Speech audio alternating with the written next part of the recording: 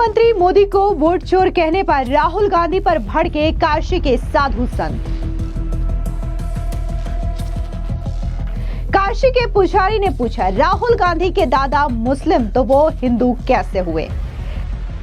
जो आदमी खुद ही नहीं जानता, जिसको खुद ही को पहले का नहीं पता है, ऐसे तो हम भी बोल सकते हैं कि फिरोज गांधी जी के वो हैं, तो फिर गांधी कैसे लिखवा रहे हैं? जब वो किसी मुस्लिम के फिरोज गांधी के होते हैं तो मुस्लिम हिंदू क्यों लिखवा रहे हैं? 50 बेटों वाले वोटर लिस्ट का सच आया सामने, कांग्रेस बेनकाब। वाराणसी में हार के 14 महीने बाद अचानक जश्न मनाने लगे अजय राय। उत्तर प्रदेश के वाराणसी में मतदाता सूची में एक पिता के नाम से 50 से अधिक बेटों के दर्ज होने का मामला सामने आया है, जिसने सियासी बवाल खड़ा कर दिया है। कांग्रेस ने इसे वोट चोरी का मामला बताते हुए सवाल उठाए, तो वहीं राम जानकी मठ मंदिर और साधु संतों का दावा है कि यह हिंदू गुरु शिष्य परंपरा का हिस्सा है। और इसके अलावा उन्होंने ये भी कहा, ये जो साजिश रची जा रही है कांग्रेस की ओर से, वो न सिर्फ साधु संतों को बल्कि सनातन परंपरा को भी बदनाम करने वाली है। दरअसल आपको बता दें कि वाराणसी से एक मामला सामने आया था, जहां पर कांग्रेस ने यह आरोप लगाया कि कैसे एक वोटर लिस्ट में पिता है जो कि अविवाहित है, लेकिन उनके बच्चे हैं, 50 से ज्यादा ये बच्चे हैं, और ये कैसे हो सकता है? इस तरीके से यहाँ पर आरोप लगाया गया और कहा गया कि इसी तरीके की वोटर लिस्ट की वजह से आज काशी से सांसद प्रधानमंत्री नरेंद्र मोदी चुने गए हैं। अब इसी चीज को लेकर के जो काशी के साधु संत हैं, वो राहुल गांधी और कांग्रेस पार्टी के खिलाफ पूरी तरीके से भड़क चुके हैं। उनका कहना है कि एक गुरु शिष्य परंपरा का हिस्सा है, जहां पर जो शिष्य है वो गुरु को ही अपना पिता मानता है, और इसी वजह से वोटर लिस्ट में इस तरीके से नाम दर्ज करवाया गया है और पिता के स्थान पर उनके गुरु का नाम लिखा गया है।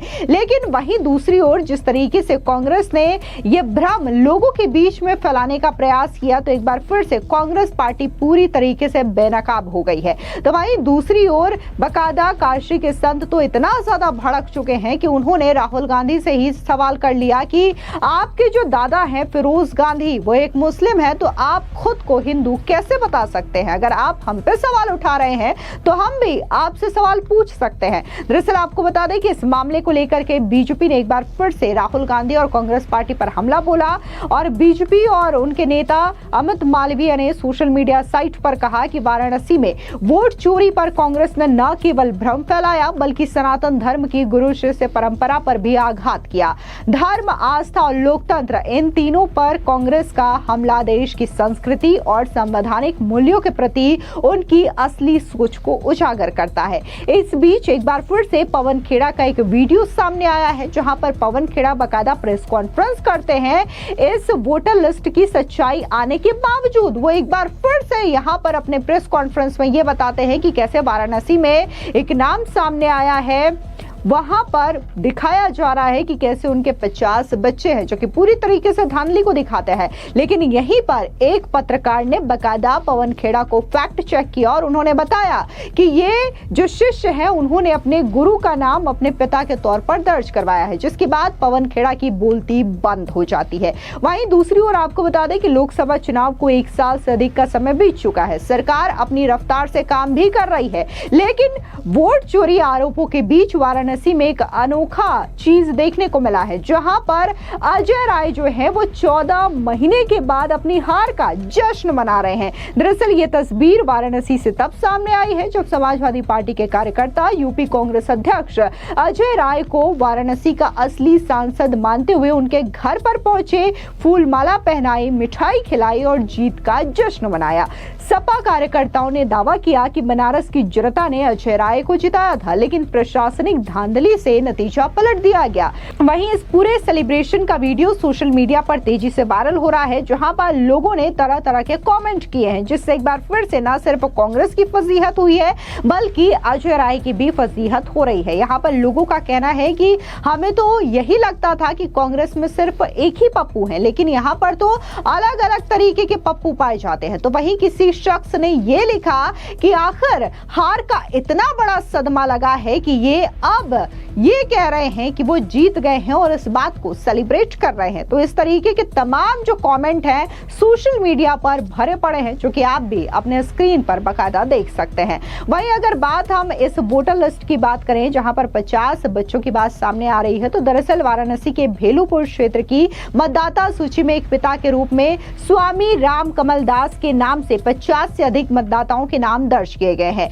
इनमें सबसे बड़े बेटे की उम्र 72 साल की है और सबसे छोटे बेटे की उम्र 28 साल बताई गई है। कांग्रेस ने इसे फर्जीवाड़ा करार देते हुए चुनाव आयोग से जांच की मांग की और पार्टी का कहना है कि एक ही पिता के इतने सारे बेटे होना संभव नहीं है और ये वोट बैंक बढ़ाने की साजिश हो सकती है। अब इस मामले में अखिल भारतीय संत समिति के राष्ट्रीय महामंत्री स्वामी जितेंद्रानंद सरस्वती ने कांग्रेस पर निशाना साधा। उन्होंने कहा कि कांग्रेस जानबूझ करके सनातन परंपरा और हिंदू धर्माचार्यों को बदनाम करने की साजिश रच रही है। स्वामी ने चेतावनी दी कि इस तरीके के आरोपों के खिलाफ कानूनी कार्रवाई की जाएगी। उनका दावा है कि गुरु शिष्य परंपरा में शिष्य को पुत्र के समान माना जाता है, जो कि इस लिस्ट के पीछे का असल सच है।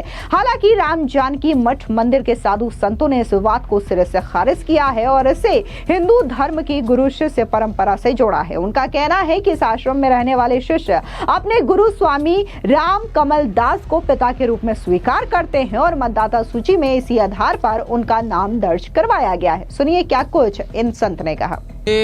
हरदम जब भी चुनाव आते हैं तो ये प्रक्रिया, ये चुनाव वाले लोग, वो जो राजनीति करने वाले लोग रहते हैं, वो हरदम ये मुद्दा उठाते हैं। वास्तव में रियल में ये बात है कि गुरु शिष्य परंपरा यहाँ पर है मठ मंदिरों में, तो अनादिकाल से परंपरा चली आ रही है। तो ये गुरु जो विरक्त महात्मा हो जाते हैं वो पिता के नाम पे गुरु जी का ही नाम देते हैं। अभी आपके मठ में कुल ऐसे कितने हमारे यहाँ पर करीब 50 से 60 विरक्त महात्मा हैं। और वैसे तो महात्मा गुरुकुल में हमारे चलते 700-800 विद्यार्थी हैं, लेकिन उनका हम लोग नहीं नाम देते हैं। वो जो विरक्त हो जाते हैं, घर परिवार छोड़ दिया है, कुल खानदान छोड़ दिया, उनका गोत्र भी चेंज हो जाता है, ऐसे महात्मा जो लोग रहते हैं वो अपने गुरुजी का ही नाम देते हैं। इन लोगों ने भ्रांतियाँ फैला दी हैं बार बार, क्योंकि इन लोगों को तो संस्कार संस्कृति इन लोगों को तो मालूम है नहीं है कि मठ की परंपरा क्या है, संस्कृति की परंपरा क्या है। वो तो कोई विषय देखते हैं, उसके विषय में बोलना शुरू कर देते हैं। अगर ऐसी बार बार ये लोग करते हैं तो मैं कानूनी प्रक्रिया अपनाऊंगा। क्या ये लग रहा है कि ये लोग सनातन पर आघात कर ये तो पूरी परंपरा को ही खत्म करना चाहते हैं, आघात करना चाहते हैं सनातन धर्म पर। ये गुरु शिष्य परंपरा का इनको मालूम ही नहीं है कि किसका नाम दिया जाता है। गुरु जी, ये परंपरा तो कांग्रेस सरकार रही पहले से कांग्रेस के बाद पहले से परंपरा रही है हमारी, लेकिन तो ये राजनीति का षड्यंत्र है, इसमें कोई तत्व नहीं है। और इन लोगों के लिए भगवान से प्रार्थना करते सद्बुद्धि देने के लिए। हाँ, महाराज श्री जैसे कि पूज्य हमारे मुख्यमंत्री जी आदरणीय योगी जी महाराज जी हैं, उनके भी गुरु जी का ही नाम दिया है वोटर आईडी में। आप लोगों ने हर जगह सुना होगा, देखा होगा। और भी नहीं, अपने भारतवर्ष में और 20 से 30 लाख साधु संत महात्मा होंगे, तो उनके गुरु जी का ही नाम दिया जाता है, उनके पिताजी का नाम नहीं दिया जाता है। ऐसी परंपरा है हमारे यहाँ पर। वहीं एक अन्य पुजारी ने कहा कि जब राहुल गांधी हम पर सवाल उठा सकते हैं तो मैं भी उनसे सवाल पूछना चाहूंगा कि राहुल गांधी के जो दादा हैं वो फिरोज गांधी हैं, जो कि एक मुस्लिम है, तो ऐसे में राहुल गांधी खुद को हिंदू कैसे बता सकते हैं? ये सिर्फ और सिर्फ राजनीति है सनातन परंपरा को बदनाम करने की। सुनिए क्या कुछ इन पुजारी ने कहा। हमारे सनातन वैदिक धर्म में कहा जाता है कि गुरु शिष्य परंपरा होती है। आपने देखा होगा कि श्री रामचंद्र जी भगवान हैं, आप उनके पुत्र को जानते होंगे। उनके पुत्र का आप पूरे संसार में एक भी मंदिर नहीं देखेंगे। अब तो आप हनुमान जी का मंदिर जरूर देखेंगे, क्योंकि ये हमारा सनातन धर्म है, इसमें गुरु शिष्य परंपरा चलती है। आप एकलव्य को जानते होंगे, एकलव्य की आपने कथा भी सुनी होगी, लेकिन कभी आपने उनके पिता का परिचय सुना है? नहीं सुना होगा, क्योंकि गुरु शिष्य परंपरा चलती है। उसी प्रकार जो भी लोग संत साधु सन्यासी बन जाते हैं, अपने घर को छोड़ देते हैं। साधु का अर्थ ही सबका सन्यास करना। जब अगर वो अपने पिता का नाम अपने आधार कार्ड पे लिखेगा, वोटर आईडी पे, आधार कार्ड पे अपना नाम लिखेगा, तो वो संत कैसा कहलाएगा?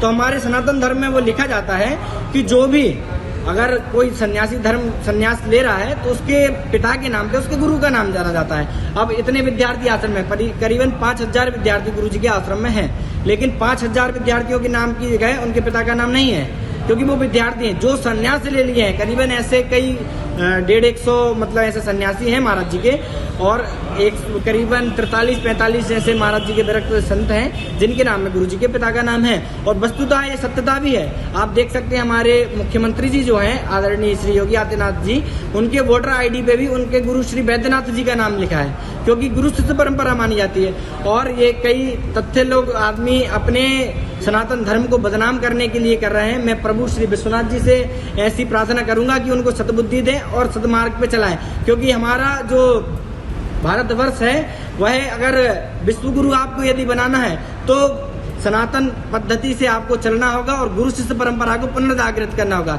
इसीलिए मैं उनसे प्रार्थना करूंगा कि ऐसे हमारे गुरुजी पे आक्षेप ना लगाएं और ऐसे सनातन धर्म को बदनाम करने का कोई भी प्रयास ना करें। आपके डॉक्यूमेंट पे क्या नाम जी, है? हमारे डॉक्यूमेंट में हमारे गुरुजी का नाम लिखा है। जब हमारे घर वाले ही हमको छोड़ दिए हैं तो हम किसका नाम लिखाएं? आप बताइए, आपका नाम लिखवा दें कि राहुल गांधी जी का नाम लिखवा दें?